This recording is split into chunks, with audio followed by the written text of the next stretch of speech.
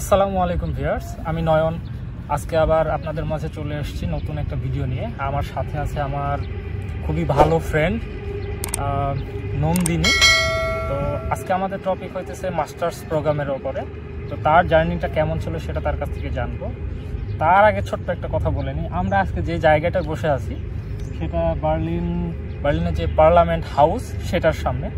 খুবই চমৎকার weather, Sunny weather, হয়তো বুঝতে পারতেছেন হালকা রোদ পড়তেছে। তো শোনা যাবে তা আমার বান্ধবীর কাছ থেকে যে তার জার্নির সম্পর্কে।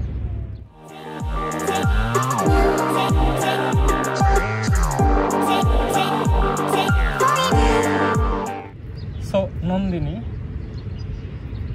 তুমি আজকে আমাদেরকে বা আমার দর্শকের জন্য তুমি একটু শেয়ার করো তোমার জার্নিটা কেমন ছিল, বা তুমি কেনই বা জার্মানি চুজ করলে। ওকে, তো জার্মানি এমনিতে ইউরোপের মধ্যে খুবই ফেমাস একটা কান্ট্রি। আর সেকেন্ড থিং, টেকনিক্যালি জার্মানি খুব ওয়েল নোন ফর পিপল। তো সেই জন্য জার্মানি আমার ওয়ান অফ দ্য টপেস্ট লিস্টের মধ্যে একটা ছিল। কিন্তু তার থেকেও সবথেকে বড় ইম্পর্টেন্ট কথা হচ্ছে যে মাস্টার ডিগ্রির জন্য জার্মানি যে সুবিধাটা এখনও পর্যন্ত দেয় স্টুডেন্টদেরকে, সেটা হচ্ছে যে টিউশন ফ্রি। কিন্তু হ্যাঁ, প্রত্যেক সেমিস্টারে আমাদেরকে একটা মিনিমাম ফিজ আমাদেরকে জমা দিতে হয়, যেটাতে কিনা আমাদের পুরো সারা সেমিস্টারের জন্য 6 মাসের জন্য আমাদের পুরো স্টেটের মধ্যে বা যে ইউনিভার্সিটির যে লোকালিটি, পুরো ট্রান্সপোর্ট সিস্টেমটা ফ্রি থাকে।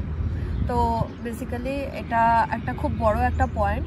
ইউরোপের মধ্যে অন্যান্য কান্ট্রিগুলোতে এতটা সুবিধা দেয় না। তো মিনিমাম এই ফিজে যদি আপনি খুব ভালো একটা টেকনিক্যাল ইউনিভার্সিটিতে পড়াশোনা করতে পারেন, তাহলে সব থেকে ইটস দ্য বেস্ট থিং। তো সেই জন্য আমি জার্মানি কনসিডার করেছিলাম।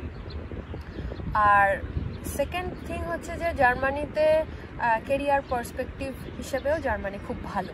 তো আমি সেই জন্য ভেবেছিলাম যে আমার পড়াশুনো শেষ হওয়ার পরে উইদাউট মুভিং সামওয়্যার এলস আমার জার্মানিতে আমি আমার কেরিয়ারটা স্টার্ট করার জন্য ভালো। অ্যান্ড অফকোর্স আমি রাইট নাও ওয়ার্কিং আমার মাস্টার ডিগ্রির পরে।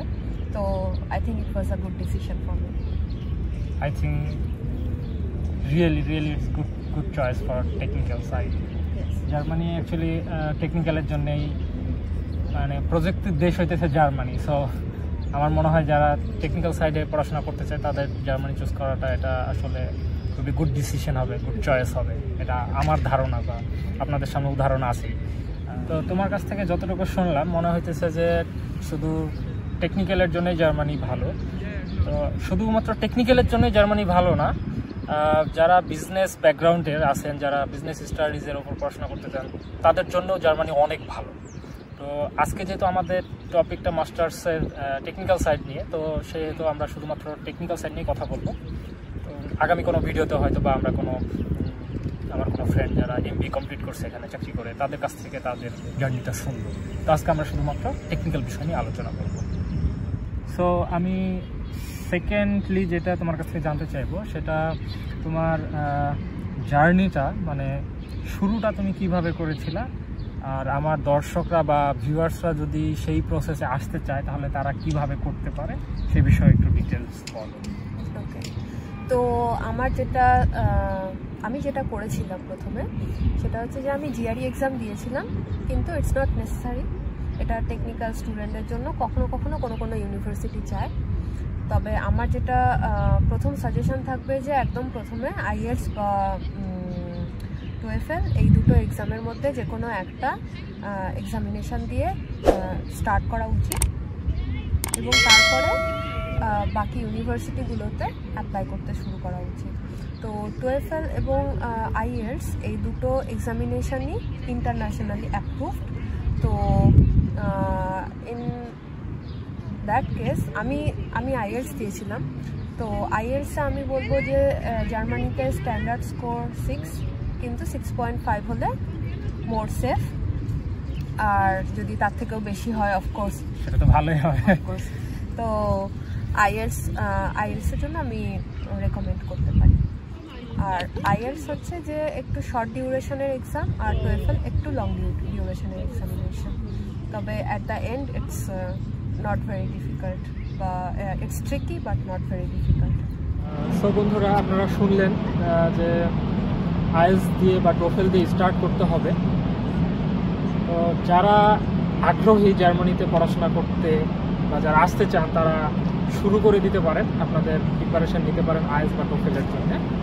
তো নন্দিনী, এটা তো শুনলাম যে আইএলটিএস বা টোফেল দিয়ে শুরু করতে হবে, তো তোমার নেক্সট স্টেপটা কী ছিল? অ্যাপ্লিকেশন প্রসেস বা ভিসা প্রসেস, এই বিষয়টা একটু বলো।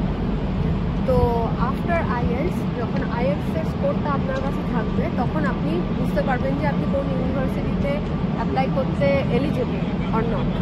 তো আইএলটিএস স্কোরের পরে আমার যেটা মনে হয় যে জার্মানির যেটা অফিসিয়াল গভর্নমেন্ট সাইট, যে dat.de,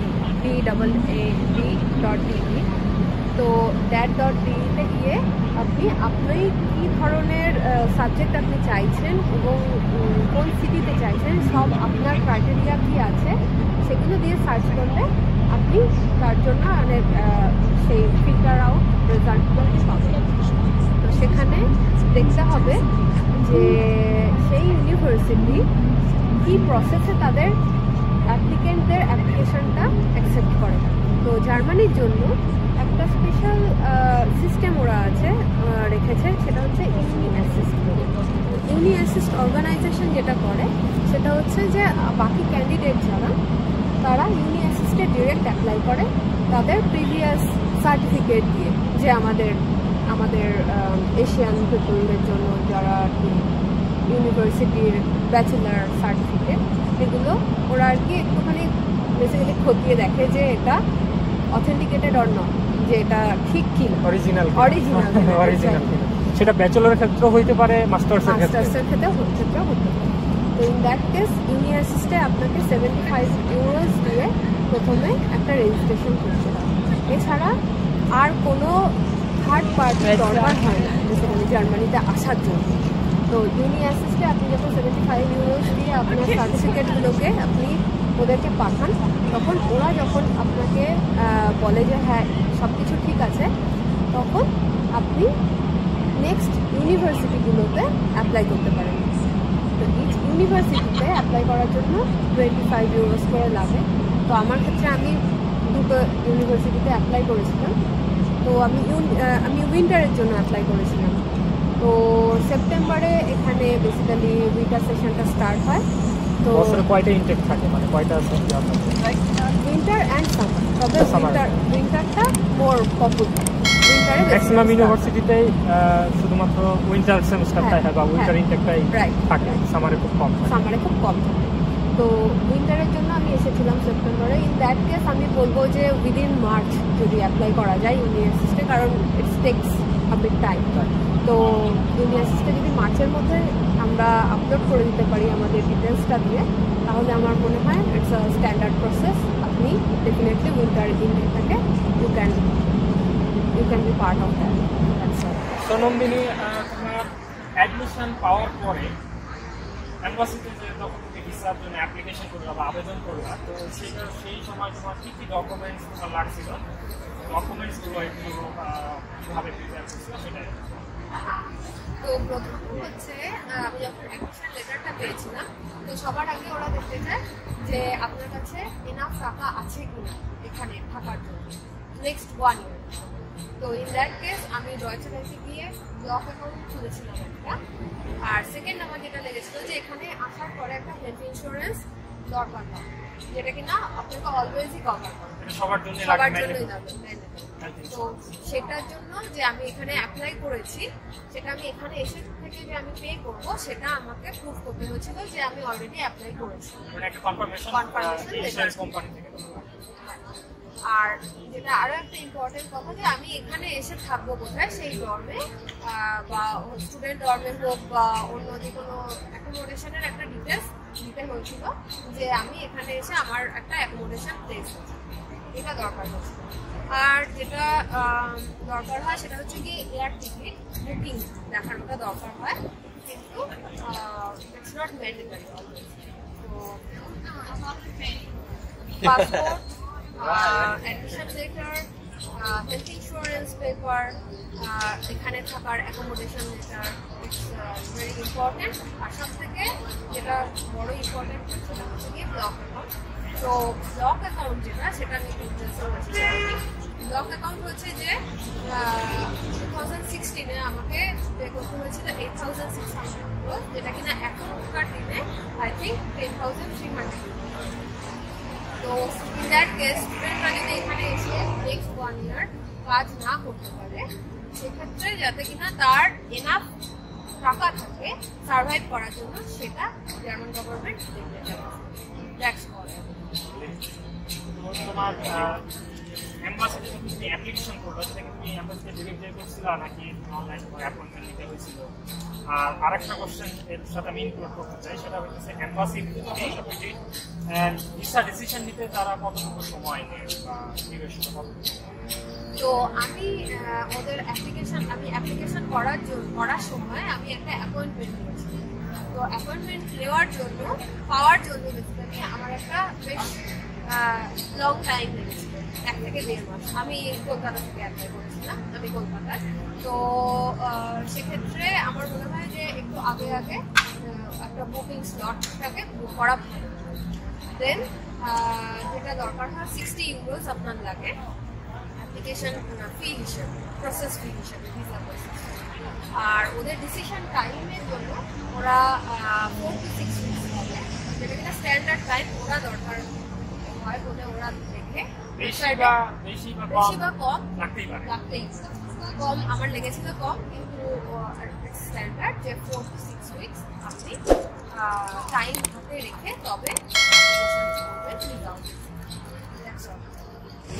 তো নন্দিনী, তোমাকে অসংখ্য ধন্যবাদ এত সুন্দর ইউজফুল একটা ইনফরমেশন দেওয়ার জন্য।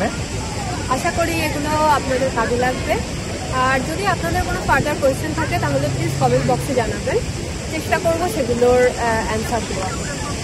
তো আমি আমার ভিউয়ার্সদের জন্য নেক্সট আর একটা ভিডিও তৈরি করব, যে ভিসা পাওয়ার পরে এখানে আসার পরে যে ইউনিভার্সিটিতে কিছু ফর্মালিটিস থাকে, সেই ফর্মালিটিসগুলো কীভাবে মেনটেন করা লাগে, বা একটা নতুন পরিবেশ আসার পরে 3 থেকে 6 মাস একটু ডিফিকাল্ট টাইম যায়, সেই টাইমটা কীভাবে আপনারা হ্যান্ডেল করবেন বা ম্যানেজ করবেন, তো সেইটার উপরে একটা ভিডিও তৈরি করব।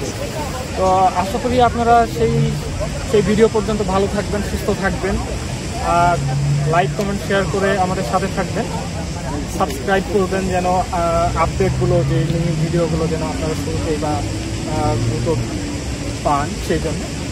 আর আমাদের জন্য দোয়া করবেন, ভালো থাকবেন। আল্লাহ হাফেজ।